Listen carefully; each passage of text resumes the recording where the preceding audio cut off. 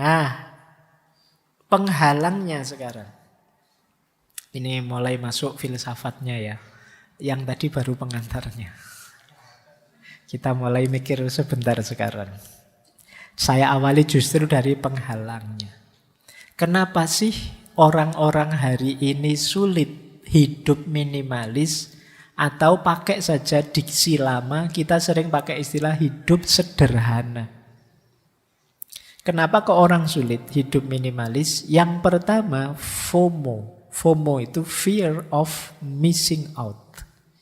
Jadi orang yang takut hilang, takut ndak update, takut ketinggalan zaman.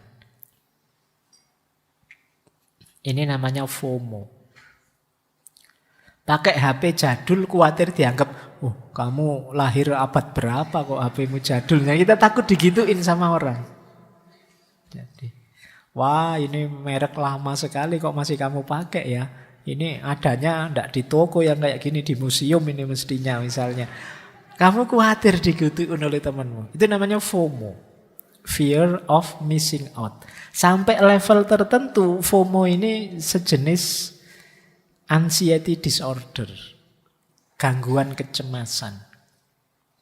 Itu yang membuat kita kadang-kadang mau keluar saja, itu gonta-ganti baju berapa kali misalnya. Ini cocok enggak ya? Ah enggak sih mungkin, ganti ini ya. Karena khawatir apa? Khawatir dianggap jelek sama orang.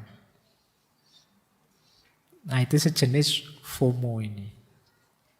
Jadi dan FOMO ini sering dimanfaatkan oleh para produsen. Jadi sering dimanfaatkan oleh pabrik-pabrik besar, korporasi-korporasi untuk menjual produknya. Jadi manusia masa kini itu ya pakainya ini. Itu kan iklan-iklan kan selalu begitu. Orang pintar itu minum ini. Ah, itu pakai-pakainya. Jadi memanfaatkan ini. Terus kita kalau tidak minum itu, saya sebenarnya tidak pingin itu, tapi nanti jangan-jangan nggak dianggap pinter saya. Nah, itu sejenis FOMO namanya. Jadi dimanfaatkan ketakutan kita untuk tidak update, untuk tidak mengikuti situasi. Kadang-kadang produk terbaru dengan produk yang lama itu sama saja, cuma beda kemasannya sama cara mempromosikannya. Itu pun kita ingin ganti beli yang terbaru. Jadi misalnya kayak HP, Pak ini HP saya masih 64 MB Pak, sekarang yang terbaru itu 108 MB. Lah emangnya kamu pakai untuk moto ya? Jarang sih Pak, wong yo saya itu. Lah itu guna berarti. Padahal ya sama saja yang lama sama yang baru. Oke ya, jadi ini penghalang. Hati-hati dengan ketakutan ketinggalan zaman, ketakutan tidak update. Sering membuat kita tidak rasional, tidak fokus pada kebutuhan. Penghalang kedua, konsumerisme. Semangat mengkonsumsi. Nah ini kita mulai filsafatan ya. Misalnya konsumerisme itu ada kalimat dari Erich Fromm. Kata Erich Fromm, kapitalisme modern membutuhkan orang-orang yang bekerja sama dengan mudah dalam jumlah besar yang ingin mengkonsumsi lebih dan lebih. Dan yang seleranya dibakukan dan dapat dengan mudah dipengaruhi dan dikendalikan. Jadi kata Erich Fromm, situasi hari ini itu seperti itu. Gaya kapitalis modern. Jadi ya dengan iklan, dengan promosi, itu kita disituasikan seolah-olah ya itu cirinya orang sekarang. Kalau enggak begitu, bukan ciri orang sekarang. Akhirnya kita terpaksa mengkonsumsi itu. Padahal mungkin kita enggak terlalu suka yang itu. Misalnya, loh kalau anak muda sekarang ya begitu, celananya agak ketat, terus pantatnya agak ke bawah, yang belakang agak melorot sedikit, kan gitu sekarang tren yang baru kadang-kadang celana itu. Loh yang tren itu yang terus kita karena ikut ini, yang gitu ya Pak, yang iya di iklan-iklan begitu. Akhirnya kita beli yang begitu. Dan betapa tidak nyamannya kita kan, terus ini celana kok melorot terus ya Pak. Ya memang modelnya melorot begitu. Dan kamu tidak nyaman dengan itu. Kenapa? Kamu tadi bacanya hanya ikut tren saja. Yang terbaru kamu ikuti. Padahal kamu mungkin belum butuh itu. Kayak kamu pegang HP terbaru, bisanya cuma telepon sama WA misalnya. Terus gunanya apa fasilitas-fasilitas canggih yang ada di HP-mu? Kalau cuma itu saja ya kamu bisa beli HP spek-spek lebih rendah kemarin, lebih hemat. Tapi kan kita ditelan oleh budaya konsumer. Jadi kita selalu ingin mengkonsumsi. Kalau zaman era Karl Marx itu kuncinya orang sukses itu diproduksi. Dia yang memproduksi itu penguasa zaman. Sementara belakangan modern terakhir itu kuncinya orang sukses itu kebalikannya, dia yang mengkonsumsi. Siapa mengkonsumsi apa? Kita cenderung kagum, wow pada orang yang bisa mengkonsumsi barang-barang paling update, paling mewah, paling baru. Nah, ini penyakit kita hari ini. Kata Yuval Harari, yang mungkin bukunya sudah pernah kalian baca ya, Sapien itu, kapitalisme dan konsumerisme adalah dua sisi mata uang yang sama. Gabungan dari dua perintah. Perintah tertinggi untuk orang kaya adalah investasilah. Perintah tertinggi untuk kita yang orang biasa itu belilah. Jadi kita itu tidak sadar di telinga kita, di otak kita tiap hari, wong kita orang biasa itu selalu belilah, belilah. Milikilah, milikilah, ini itu. Makanya meskipun di HP itu banyak fasilitas intelijen, ada buku, ada wawasan dan lain sebagainya, mungkin kita lebih banyak buka-buka Shopee, buka-buka Tokopedia, buka-buka untuk nyari barang murah, barang terbaru. Kenapa? Perintahnya belilah. Nanti begitu kita agak kaya, punya uang sedikit, yang di kepala kita bukan lagi belilah, tapi investasilah. Terus kamu ketipu investasi bodong.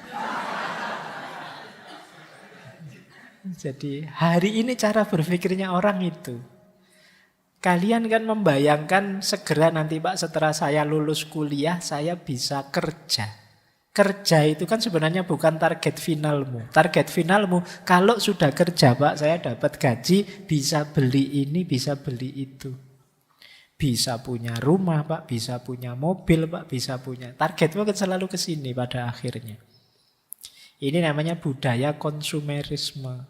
Ini nanti yang jadi biang keladi, sulit kita hidup minimalis. Nah, yaitu ada lagi quotes dari John Powell. Untuk hidup sepenuhnya, kita harus belajar bagaimana memanfaatkan barang dan mencintai orang. Bukan sebaliknya, mencintai barang dan memanfaatkan orang. Kita sering terbalik.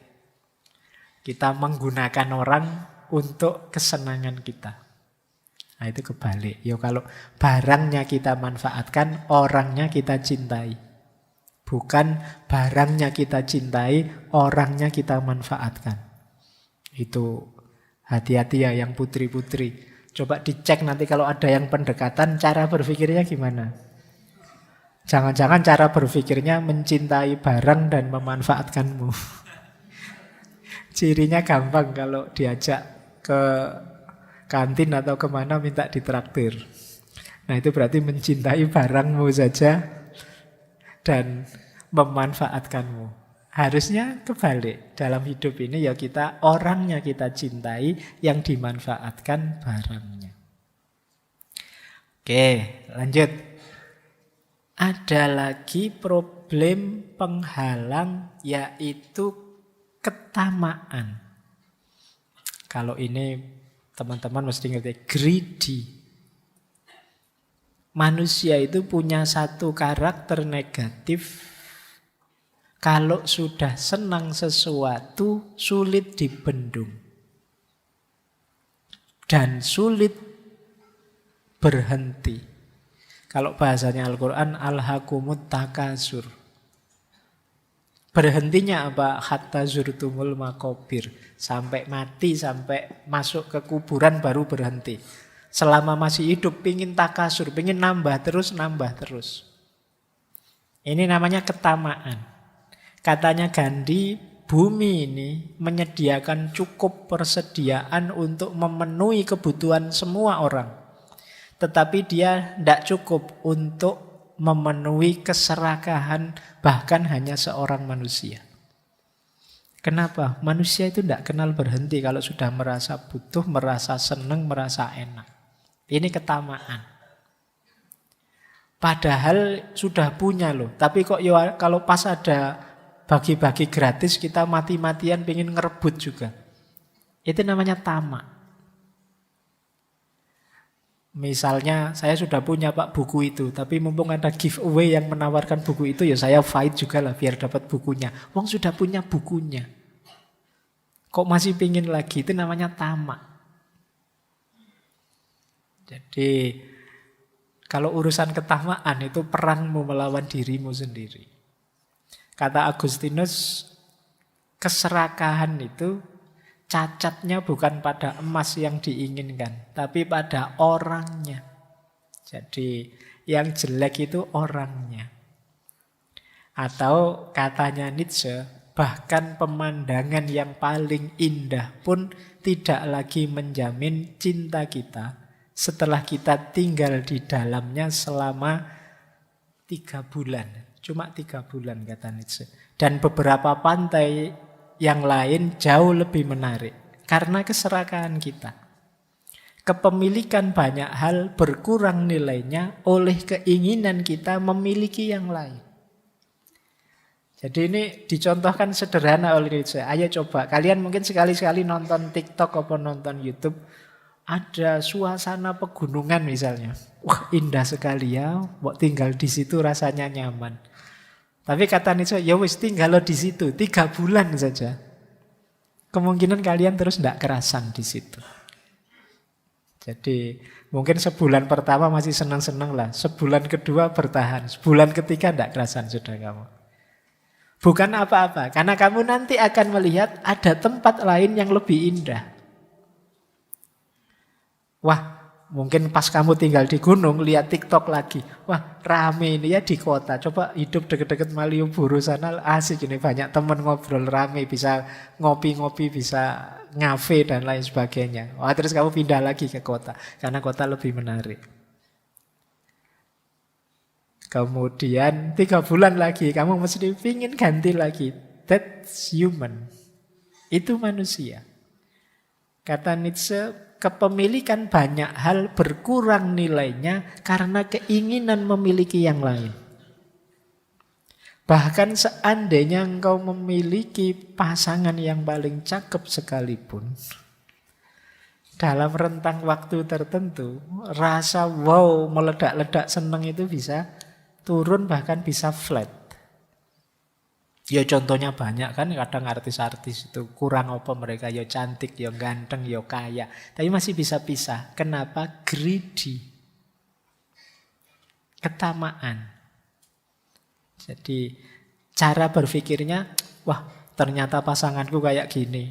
Saya lihat di sana banyak yang lebih bagus, banyak yang lebih baik. Kalau sengsara terus kayak gini, pisah saja mending sama yang lain-lain. Itu greedy namanya, ketamaan. Jadi kepemilikan kita terhadap sesuatu itu seringkali nilainya berkurang ketika ada yang lain yang kita senangi.